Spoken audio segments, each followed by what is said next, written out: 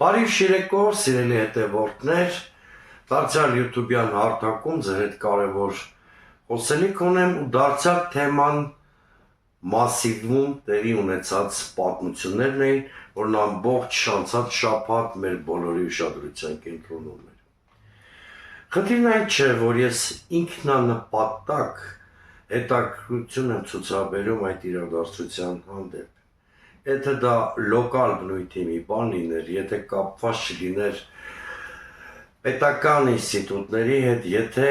առջևում չլինեին խորհրդարանական ընտրություններ, գուցե այս կարգի ուշադրություն ես տեղի ունեցածին չդարձնեի։ Բայց տեղի ունեցել արտառոց մի իրադարձություն։ Համայնքապետարանի շենքում խոշտանգվում է ընդդիմադիր ակտիվիստ։ Դրան հաջորդում է վարչական շրջանի ղեկավարի կուսակցության և ընդհանրապես քաղաքային ու հանրապետական իշխանության ոչ ադեկվատ արձագանքը։ Սկզբում տեսանք իրավական ֆարս, այսինքն նույն հարթության վրա դրվեցին թե տուժողը իրական և թե խոշտանգողները։ Այնուամենայնիվ մի փոքր հույս կար, որ քաղաքական պատասխանատվության ինստիտուտը կգործի և մասիվի ծեծից հետո այսօր առաջին անգամ տեղի էր ունենում Երևանի քաղաքապետարանի գործակարգավարական խորհրդակցություն և հույս կար, որ Ավինյանը կհայտարարի, որ նորքի վարչական շրջանի ղեկավարը պաշտոնանկ է արված։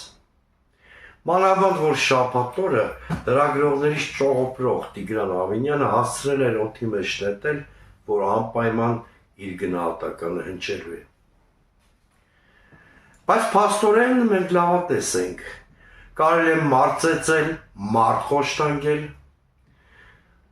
հետո ճոռոմախոսել, ամբարտավան տեքստեր հեղինակել ու գալ քաղաքապետարան գործակարգավարական խորհրդակցությանը մի թույլ բերան ներողությամբ այս պատմությունը ջրել։ Այո, սխալ չհասկացաք։ Վարչական շրջանի ղեկավարը մնաց իր պաշտոնին։ Ավինյանը նրանից մի ներողություն կորսեց, մի ներողություն էլ երևի մեկ այլ վարչական շրջանի ղեկավարից կորզեց, որը շանտաժ էր արելու, այս պատմությունը համարեցին փակված։ Այսպիսով, սիրելի հայրենակիցներ, ծեծը դարձավ քաղաքական կատեգորիա։ Ինչով է սա վտանգավոր։ Սա կարող է նախադեպ դառնալ, կրկնում եմ, առաջիկա 1 տարվա ընթացքում տեղի են ունենալու խորհրդարանական ընտրություններ։ Եթե Տիգրան Տեր-Մարգարյանը պաշտոնանկ չարվեց, դա կնշանակի, որ իշխանությանը պետք է յուրայիններին գոտե պնդել, այսինքն նրանց ցույց տալ, որ նրանց ապօրինությունները կարող են խրախուսվել, եթե դա արվում է իշխանությունը վերարտադրելու նպատակով, և միով բանիվ այդպիսով կարելի է վախեցնել ընդդիմադիրներին։ Այ հասկացնել, որով ավել պակաս խոսեց, Արթուր Չախոյանի ճակատագրին կարժանանա։ Պարզվեց նաև, որ Հայաստան օրենքի երկիր չի, այսինքն մի առանց վախենալու ասեմ խուժան կա իշխանության փաթեթավորմամբ, որի ներկայացուցիչները օրենքից վեր են։ Նրանց կարելի է թքել, մնալ անպատիժ, հիշեցնեմ այդպիսի վարք ցուցաբերել է ազգային ժողովի նախագահ, կարելի է մարդ խոշտանգել և մնալ անպատիժ, ինչպես օրինակ Տիգրան Տեր-Մարգարյանը։ Ընդհանրապես կարող է լրագրողին, կարելի է ապտակել լրագրողին, հետո նախարարի պաշտոնը թողնել, բայց մի կարճ ժամանակ հետո դառնալ ազգային ժողովի փոխնախագահ, ինչպես եղավ Հակոբ Արշակյանի պարագայում։ Կարելի է լրագրողին ամենավերջին փողոցային մակարդակի արտահայտությամբ վիրավորել ու մնալ անպատիժ, ինչպես եղավ Անդրանիկ Քոչարյանի պարագայում։ Մյուս կողմից օրենքը ոչ համաչափ խստությամբ օգտագործվում է ընդդիմադիրների դեմ։ Դրա համար ասում եմ, Հայաստան օրենքի երկիր չէ։ Իդեպ համաշխարհային պատմության մեջ նման իրավիճակ արդեն եղել է։ Երբ անցած դարի 20-ականներին մոտավորապես 100 տարի առաջ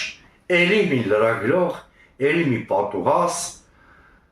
չքնաղ Իտալիայում եկավ իշխանության Մուսոլինին և նմանատիպ ավտոկրատ մի ռեժիմ հաստատեց, որ հետո համաշխարհային մակարդակով փորձանք դարձավ բոլորի գլխի։ Պարզվեց նաև, որ մենք Երևանի քաղաքապետ չունենք։ Տիգրան Ավինյանը Արամ Սարգսյանի և Նիկոլ Փաշինյանի կոալիցիայի պատանդն է։ Պատկերացրեք, այս պատմությունը ամենաշատը պիտի Ավինյանին ձեռնտու չլիներ, որովհետև ըստ էության նա բարոյապես և քաղաքական առումով ոչնչացվեց։ Այս դեպքում հանրապետության շանտաժը հանրապետություն կուսակցության աշխատեց։ Նրանք ասել են, այ փորձեք Տիգրան Տեր-Մարգարյանի պատժել, մենք բոլորս դուրս կգանք կոալիցիայից, ձեր քաղաքային կառավարումը կհայտնվի վտանգի տակ։ Նիկոլ Փաշինյանը այնպես է վախենում ընտրություններից, ինչպես ցուլը կարմիր լաթից, եւ որոշեց Տիգրան Ավինյանի փչացման գնով կոալիցիան պահպանել։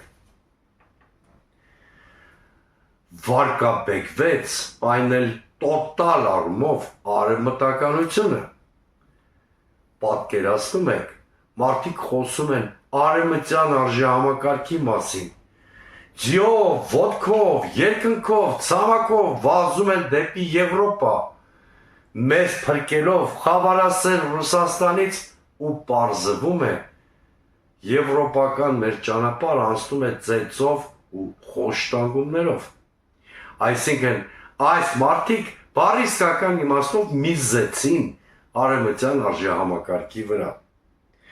Եվ վերջապես, սիրելի հայրենակիցներ, պիտի արձանագրեմ, որ այս քայլով Նիկոլ Փաշինյանը, այսինքն ատամներով պահելով Խուժանին, երկրում հրահրում է քաղաքացիական բախումներ,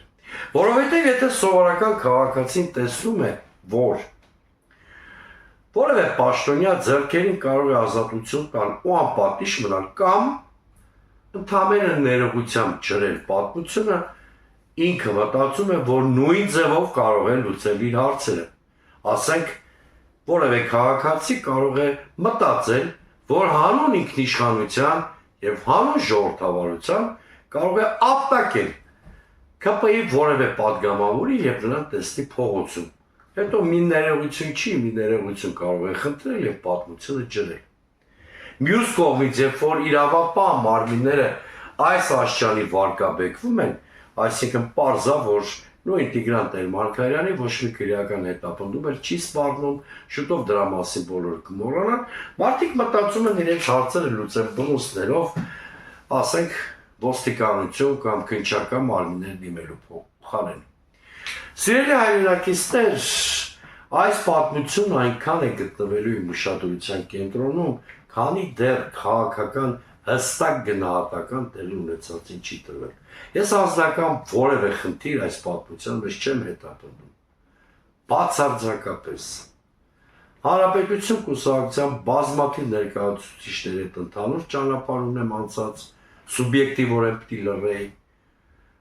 Արթուր Չախոյանին ընդհանրապես չեմ ճանաչում, հետևաբար ինչու պիտի այսքան խոսեի նրա խոշտանգման պատմությունից։ Բայց այս երկու սուբյեկտիվ գործոնները ինձ չեն հետաքրքրում։ Ես ապրում եմ Հայաստանում, աշխատում եմ Երևանում, գործում եմ քաղաքական միջավայրում։ Ես չեմ կարող թույլ տալ, որ բռունցքը, ծեծը, զորբայությունը փաթեթավորված արևմտականություն բառով տեղ ունենան Հայաստանում։ Նիկոլ Փաշինյանը ռեստավրացնում է հին համակարգը բոլորիս աչքի առաջ։ Այս ամեն ինչի պատասխանատուն, առաջի պատասխանատուն Նիկոլ Փաշինյանն է։ Մնացածը նրա ուսապարկերն են, սկսած Երևանի քաղաքապետից, վերջացրած կոալիցիոն հանրապետություն կուսակցությունով։ Ճանաչեք օրվա հերոսներին, մեկ տարի հետո ընտրություններ են, մաքրենք Խուժանը երկրի քաղաքական դաշտից։